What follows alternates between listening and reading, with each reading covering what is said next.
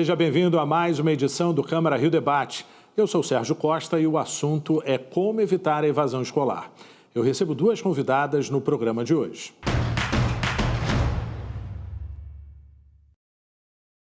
Eu começo com as apresentações. Aqui no estúdio está comigo Patrícia Coda, coordenadora da Comissão Especial da Eleição dos Conselheiros Tutelares. Seja bem-vinda. Obrigada, Sérgio. Nossa outra convidada é a Márcia Simões, professora de Pedagogia da Universidade Veiga de Almeida. Seja bem-vinda. Muito obrigada, Sérgio. 2 milhões de crianças e adolescentes estão fora das salas de aula no Brasil. O número representa 11% da população com idades entre 11 e 19 anos. Os dados são do Unicef. Falta de condições financeiras, ausência de apoio dos pais, gravidez não planejada, além de outros motivos. A lista é extensa. A certeza da importância da presença escolar não muda os números. Não depende da vontade da criança e do adolescente. Com a pandemia, a evasão escolar aumentou ainda mais. Na tentativa de frear essa tendência, a Câmara Municipal do Rio aprovou em março uma lei que estabelece a obrigatoriedade de notificação ao Conselho Tutelar pela direção das escolas da rede municipal de ensino dos alunos que apresentem ausência às aulas acima de 30% do percentual mensal. Até nas creches, os números preocupam. Entre 2019 e 2021, houve uma diminuição de quase 338 mil matrículas. E o vereador Ulisses Marins, responsável pela lei que estabelece a obrigatoriedade de notificação ao Conselho Tutelar pela direção dos colégios da rede municipal daqueles alunos que apresentam ausência às aulas acima de 30% do percentual mensal, falou sobre o tema. Vamos acompanhar um trecho da entrevista. Nós não podemos permitir que as crianças deixem de frequentar a sala de aula e a gente não tem a informação sobre o que está acontecendo com essa criança. Se essa criança está sofrendo algum abuso em casa, está havendo alguma agressão com essa criança, e eu acho que nós podemos ir muito além disso, saber de fato o que está acontecendo, o que está tirando essas crianças de permitir a ela que elas estejam frequentando a sala de aula. De repente está acontecendo algo em casa e aí o conselheiro tutelar vai ajudar a saber o que de fato está acontecendo com essa criança. Bom, Márcia, eu começo com você, até mesmo para a gente situar o nosso público com relação à diferença de evasão e também de exclusão. Exclusão é muito mais conceitual, seria isso, e evasão, uma questão de números, de estatística? Sim, a gente pode falar sobre isso, porque nem sempre, né, a gente considera a evasão a saída da escola no contexto social, a exclusão sim. São uma série de razões, a gente acabou de assistir agora uma breve reportagem sobre isso, em que fala da saída das crianças e de jovens e adultos até 19 anos, né, que não estão frequentando os bancos escolares. Eles não estão frequentando por diversos motivos. E aí isso, quando passa a ser um número em si, para uma análise estatística, aí a gente faz um conceito de evasão. Mas o social é a exclusão. E é isso que move a escola a trazer, como um primeiro espaço social em que a criança convive, trazê-la para a escola, para esse momento, para a importância da vida e do investimento. Patrícia, de que forma que o Conselho Tutelar pode ajudar nesse desafio? Essa lei que obriga as escolas a notificar o Conselho Tutelar, ela é muito importante, porque o conselheiro ele é um importante mediador e articulador dos diversos órgãos do sistema de garantia de direitos. Então, quando a escola notifica, ela dá ciência ao conselheiro que mora naquele mesmo território, que atua, foi eleito e atua naquela região. Então, ele conhece o perfil daquelas famílias, das crianças, dos adolescentes e conhece os equipamentos da assistência, da educação, da saúde. Então, ele é capaz de identificar o que está acontecendo, alguma possível vulnerabilidade que está por trás da falta, né, da evasão, propriamente dita, e com isso ele se articula com os outros órgãos no sentido de tentar resolver essa demanda, né? Tentar articular para que essa criança volte para a escola. E, Márcia, como fica essa questão da obrigatoriedade? A gente sabe que isso muda de década a década, né? Década de 70, agora a gente tem novos parâmetros, é isso, para analisar? Cada vez que passa nós vemos um estreitamento que é super necessário de levar essa criança à escola. A escola enquanto seu espaço social, a inclusão de todos na escola. A gente teve um avanço muito grande com a Constituição de 88 e com a promulgação da Lei de Diretrizes e Bases da Educação, que foi em 96, ela tem 25 anos, né? Mas é uma lei bastante atuante e a gente vê o quanto é importante a permanência e a inclusão na escola para que não ocorra a evasão. Anteriormente, quando a lei foi promulgada, a gente tinha uma obrigatoriedade escolar, ou seja, todas as crianças deveriam estar de 7 a 14 anos. Depois passou-se a 6 a 14 anos e agora a gente tem uma legislação mais atual, que é de 4 a 17 anos e 11 meses, que atende aos jovens do ensino médio. E a gente pretende, né, que um dia também as crianças de creche estejam nessa questão, mas a gente também vê a atuação dos dirigentes de creche, das secretarias de educação em relação a trazer essa criança. Então, desde o início, né, da legislação atual, a gente já vê as coordenadorias, a gente vê as secretarias de educação e, principalmente, a própria equipe docente, os professores preocupados em estar observando, e o apoio do Conselho Tutelar é fundamental para isso.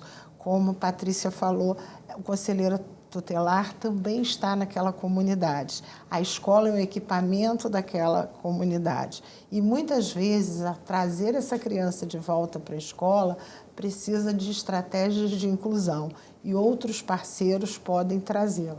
Bom, para a gente avançar mais nessa questão, nós vamos ouvir a assessora do Programa e de Políticas Sociais da Campanha Nacional pelo Direito à Educação. O nome dela é Marcele Frossard. Ela fala sobre a importância da família para combater a evasão escolar. É importante entender que o processo de exclusão escolar ele não está só relacionado com os responsáveis ou com essas famílias, né? Ele é um problema muito complexo que está relacionado com questões próprias, né? Claro, dessas famílias, mas também com as situações de vulnerabilidade que elas vivem. Tem também relação com os territórios, e principalmente quando a gente fala do Rio de Janeiro. Então, assim, tem uma questão que acontece muito aqui no Rio, que é quando a criança sai de uma etapa ou de outra, ou quando a escola que ela estudava oferecia só até, digamos, o ensino fundamental 1. E no fundamental 2 ela tem que mudar de escola. Só que a escola que ela vai ser transferida é uma escola que está em outro território, não está mais, né, ou na comunidade ou no bairro dela, e aí isso envolve questões e dinâmicas que estão relacionadas com violência e com questões próprias das famílias também. Bom, Patrícia, essa é uma outra questão muito importante que a gente vive na realidade do Rio de Janeiro, né? Ou seja, como que esses pais vão garantir que o filho possa se deslocar e ir para uma outra unidade de educação, né? A gente tem que trabalhar as peculiaridades da nossa cidade? Não é muito incomum a criança, quando sai, por exemplo, da creche para a pré-escola, onde ela ainda depende do adulto para se locomover na cidade, essa escola ser num bairro muito longe e a criança não paga a condução, mas os pais pagam. Então, muitas das vezes, por questões econômicas, essa família não consegue levar a criança, buscar a criança, devido à falta do dinheiro para pagar a condução. E o outro ponto que foi muito bem trazido por ela é que existe uma questão hoje de uma cidade com uma questão de violência, né? Então, a gente, infelizmente, tem uma cidade aí dividida em territórios, né? Uma cidade setorizada do ponto de vista da violência. Então, muitas das vezes, a escola para onde essa criança vai é uma escola num local que ela, muitas das vezes, não pode frequentar.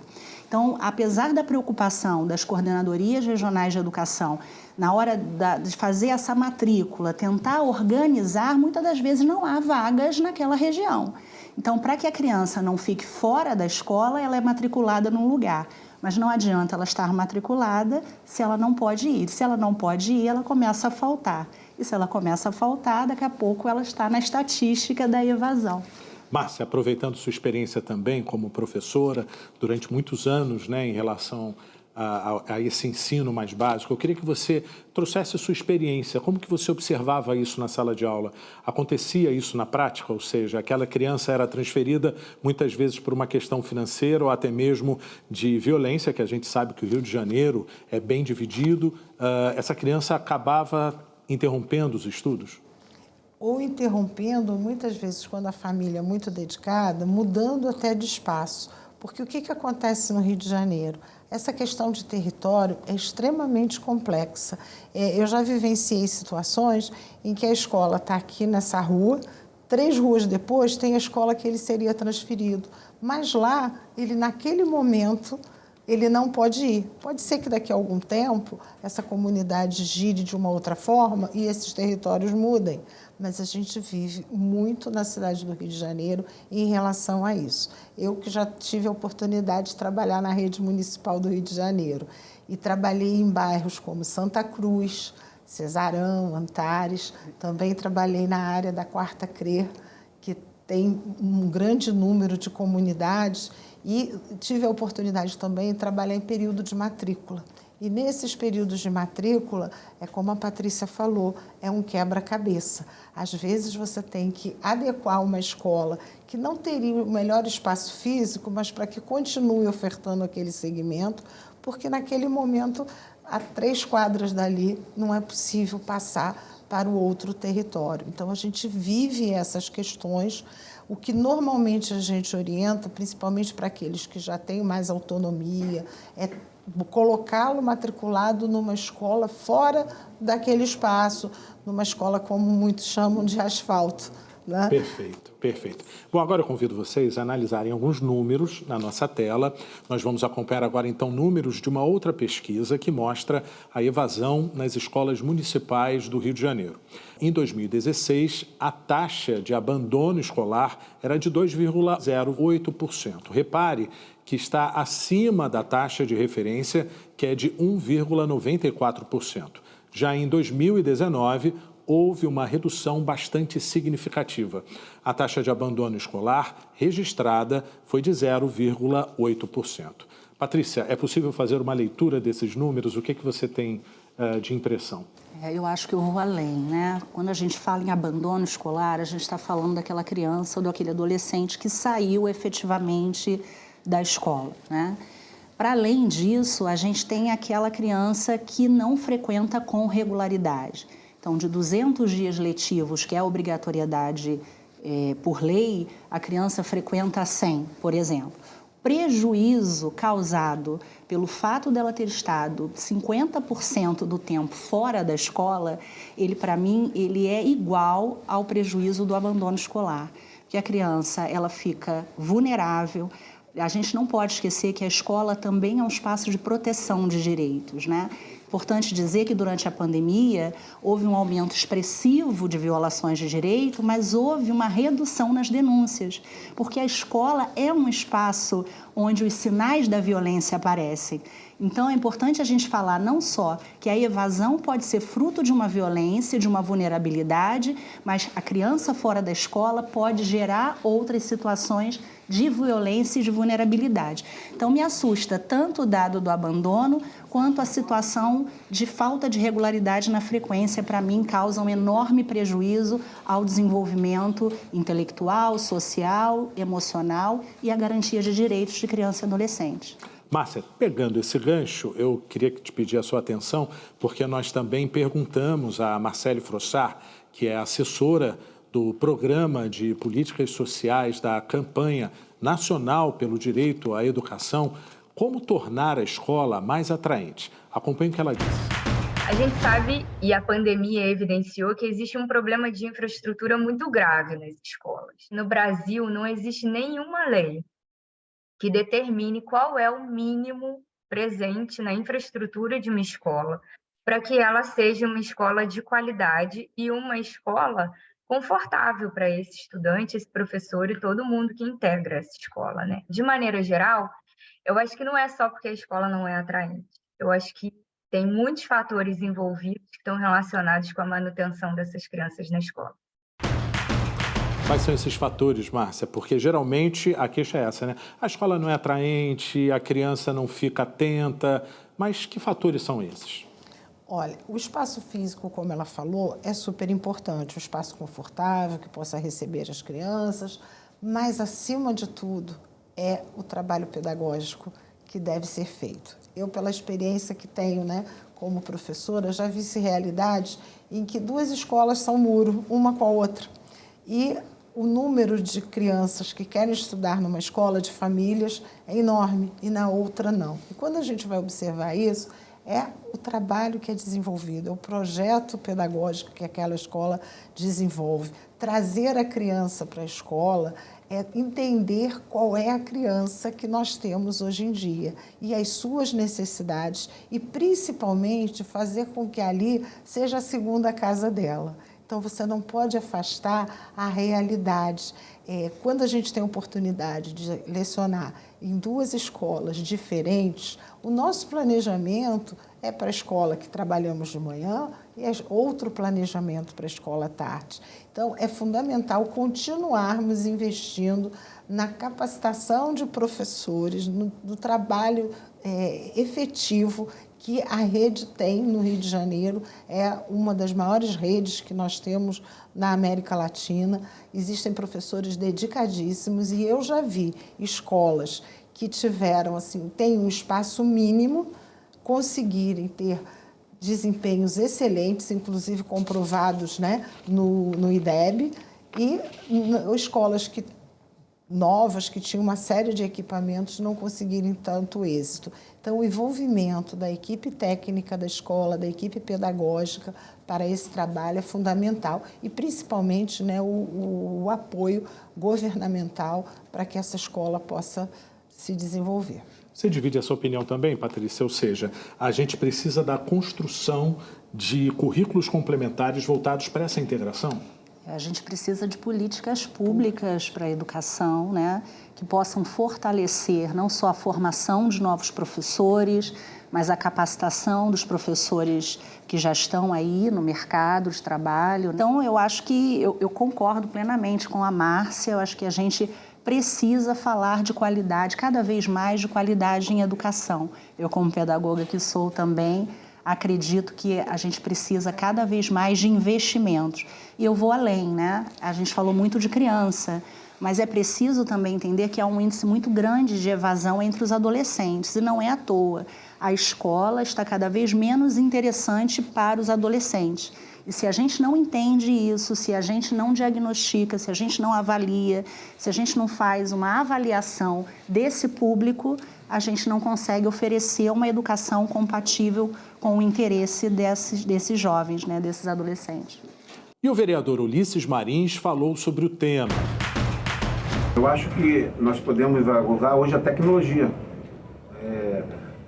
É um atrativo mais para as crianças. Eu acho que as crianças, muitas das vezes, não têm internet em casa e a internet na escola pode ajudar muito, porque hoje toda a informação está na internet, até para poder estudar. E nós fomos às ruas perguntar aos cariocas o que leva um aluno a abandonar a escola. As respostas você confere depois do intervalo. Fique com a gente.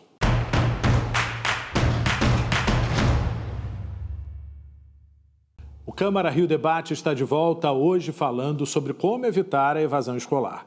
Eu recebo aqui no estúdio a Patrícia Coda, coordenadora da Comissão Especial da Eleição dos Conselheiros Tutelares, e também a Márcia Simões, professora de Pedagogia da Universidade Veiga de Almeida.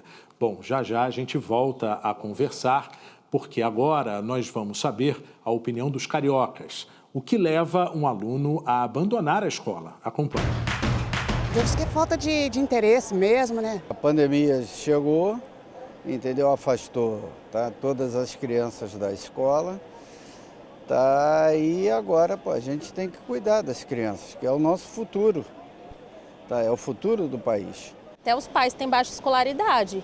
Você não tem, às vezes, um pai que consegue auxiliar no suporte ali à lição de casa, por exemplo, né? Seu filho quer tirar uma dúvida, ou você precisa ensinar e você sabe menos que ele, às vezes. Então, acho que vai gerando um ciclo ali de desgaste para os pais e para as crianças. Na minha opinião, é falta de financeiro em casa e os pais também, né, deveriam dar mais incentivo também, a falta de estrutura familiar. Bom, Patrícia, aí a gente tem vários assuntos, né? A gente vai desde a pandemia até a falta de incentivo dos pais. A gente já abordou várias questões com relação a isso, mas eu queria te provocar justamente disso. Como que houve essa mudança pós-pandemia? Ou seja, a gente teve uma realidade na pandemia que deixou bem clara o desnível com relação ao setor educacional. E hoje existe um duplo desafio, ou seja, tem essa geração da pandemia e ainda acumula a questão da desigualdade? É importante, se a gente for avaliar friamente, as crianças que estão iniciando a pré-escola com 4 anos, que é a idade obrigatória, elas são crianças da pandemia, né? Crianças que estão tendo, muitas das vezes, o primeiro contato com a escola agora. É um grande desafio para os estudiosos da educação, né? Em pensar em escolas que já estavam pouco interessantes para as crianças e adolescentes, e pensar nessa escola agora com todos os desafios da pós-pandemia, né? Então, o desafio está maior ainda. Eu acho que já há iniciativas nesse sentido, as secretarias de educação têm se debruçado sobre essa questão, né? Os estudiosos, a academia têm se debruçado sobre essa questão. Márcia, melhor do que eu, pode até falar sobre isso. Eu acho que há um interesse em superar essa dificuldade, mas é, de fato, um desafio muito grande, tornar a escola interessante, atraente para a criança e para o adolescente, a fim de se evitar a falta de interesse pela frequência da escola. Márcia, muito se fala no setor sobre a integração educacional de tecnologia e as necessidades atuais. Exemplos externos, ou seja, de outros países, já apostam muito nessa questão educacional. Você, com toda a sua bagagem aí da pedagogia, acredita que isso pode ser o caminho para a gente também, ou a gente tem uma outra realidade? A tecnologia tem que estar a serviço da educação. E os professores, a equipe técnica tem que saber quais são os melhores mecanismos dessa questão. Mas se tratando de escolas de educação infantil, de creche, de ensino fundamental, até o ensino médio, a gente também precisa que essa criança, que esse jovem, ele frequente a sala de aula. Por isso, esse debate aqui, e acredito que essa legislação que a Câmara ratifica, né, tendo que informar os alunos faltosos. Mas a gente vê que a situação não é a falta pela falta, né, mas sim trazer esse aluno para a escola. É lógico que quanto mais possibilidades da gente trazer esse jovem ou essa criança para a escola, atendendo o que hoje a gente tem de sociedade, é muito melhor. Hoje as crianças já não têm mais o tempo em que crianças há 10, 20 anos atrás tinham de parar, de ler, de compreender dentro de um parâmetro. Hoje o mundo é do TikTok, por exemplo. E a gente não lida com isso, né? Só com as crianças do ensino básico, da educação básica. Os alunos também universitários passaram por muitos desafios e as universidades buscam compreender isso, até na mudança de uma matriz curricular mais efetiva, que dê uma dinâmica para que aquilo se torne prazeroso. Isso a gente busca. E uma outra questão, né, que a gente também trabalha muito com os nossos alunos na universidade, é o quanto essa tecnologia que aconteceu de forma abrupta, porque a educação teve uma modificação, ela avançou quase 20 anos, vamos dizer assim, como essa escola, como essa universidade está. Eu tive uma experiência durante a pandemia, a universidade não parou, nós ficamos uma semana na Universidade Veiga para adaptar as questões, os alunos começaram, aí houve uma recomendação do MEC de uma educação à distância, mas era uma educação presencial. E eu tive a experiência de desafiar os meus alunos em metodologias de como eles poderiam estar apresentando aquilo para as crianças se eles estivessem na sala de aula. Saíram trabalhos tão interessantes que 2 alunas, na ocasião, foram contratadas como estagiárias à distância para que pudessem produzir jogos e brincadeiras que estimulassem as famílias a utilizarem jogos e atividades que a escola estaria. Aí a gente vai esbarrar nas questões das escolas mais de periferia, em que naquele momento não se tinha acesso, e até hoje a gente tem muita dificuldade de acesso às tecnologias, a um telefone. A gente viu famílias que tinham um aparelho telefônico para as crianças assistirem e aquele aparelho ficava à disposição. E a gente hoje não, eu preciso vender, você não vai à escola, pega a folhinha e houve aí uma perda. E não só das crianças de 4 anos da creche, mas de todos os jovens. A gente tem aí a alfabetização que precisa ser muito reforçada. As crianças que hoje estão no 3º ano passaram esse período de pandemia. A gente tem os alunos do ensino médio, que também é um segmento que precisa ser muito olhado, e a universidade com esse desafio.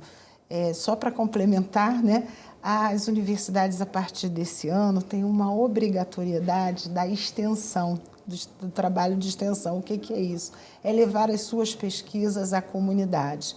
Então, é uma boa oportunidade, o tema que vocês estão trazendo, para que nós, na universidade, vamos pensar através das bases legais, das disciplinas que nós temos em pedagogia, porque nós já estamos lá nas escolas fazendo trabalhos que levem uma contribuição acadêmica. Perfeito. Bom, a assessora do Programa e Políticas Sociais da Campanha Nacional pelo Direito à Educação, a Marcele Frossard, também comentou sobre as consequências da evasão escolar para uma geração. Vamos acompanhar. O impacto do não entendimento ou da falta de compromisso mesmo dos nossos atores políticos com a educação pública, para garantir esse futuro, né?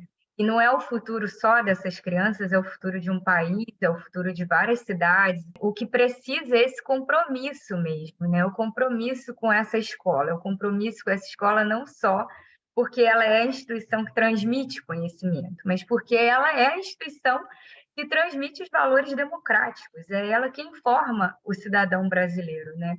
E aí eu acho que é fundamental a gente pensar em financiamento, em manutenção dessa escola, e em maneiras de que ela se torne realmente a instituição que ela tem potencial para ser e que está assegurado na nossa Constituição. Patrícia, justamente o caminho por aí, ou seja, um melhor aproveitamento? Sim, o melhor aproveitamento, como a gente já disse aqui, políticas públicas importantes para a educação. Eu acho que a gente não pode deixar de dizer que garantir direitos de crianças e adolescentes é um dever da família, do Estado e da população, da sociedade como um todo. Então, a população precisa pensar nisso na hora de escolher os seus representantes, na hora de escolher os conselheiros tutelares, na hora de cobrar dos representantes em que votou políticas públicas para a educação. Então, eu acho que eu concordo plenamente com o que a colega falou. A população precisa pressionar, o Estado precisa fazer para que aqui na ponta a gente possa oferecer uma educação de melhor qualidade para as nossas crianças e adolescentes. Márcia, por aí o caminho, né? Integração, né? De família, escola, todo aquele cenário. É isso, se não houver essa integração, a gente não consegue avançar. E a escola é um fator de desenvolvimento. Quanto mais escolas de qualidade, mais a gente vai conseguir se desenvolver e desenvolver o país. Então, é mais do que necessário. Hoje a gente vê a universidade, né, dentro das escolas, nós temos vários projetos dentro das escolas ali da Tijuca, em outros bairros também. A gente tem o PIBID e outros projetos. Nós desenvolvemos disciplinas maker e estamos à disposição da rede para o que for necessário a gente agregar esses valores e, como professora, eu estou esperançosa de que tenhamos conselheiros tutelares e diretores de escola ombro a ombro buscando essas crianças para uma inclusão, não só para uma evasão. Bom, infelizmente nosso tempo terminou, mas a gente precisa de uma rápida conclusão. Começando com você, Patrícia. Bom, eu, enquanto coordenadora da comissão especial para a escolha de conselhos tutelares, eu digo o quanto é importante o conselho tutelar na mediação dessa questão para que as nossas crianças possam voltar para as escolas, tenham seus direitos garantidos, que a escola seja um espaço importante para a criança e principalmente um espaço de proteção, para que ela esteja protegida, confortável para aprender, se desenvolver, tanto intelectualmente, socialmente, emocionalmente. Márcia, sua conclusão. A minha conclusão realmente é de esperança. Esperança que a gente consiga, pós-pandemia, trazer a escola como um espaço importante, o primeiro espaço em que essa criança tem o convívio social e que nós consigamos, né, esses grandes desafios e que daqui a algum tempo consigamos manter as metas da educação, que é a educação de qualidade que está aí na ODS, né, nos Objetivos de Desenvolvimento, que até 2030 a gente tem esse desafio. Ok. Bom, foi um prazer conversar e debater sobre este assunto. Eu agradeço a presença de todos aqui no programa e obrigado a você pela audiência. Você também pode acompanhar o conteúdo deste programa e muitos outros nos podcasts da Câmara, na sua plataforma de áudio favorita. Veja também outras notícias nas nossas redes sociais, em câmara.rio. O Câmara Rio Debate de hoje fica por aqui. Até a próxima. Tchau.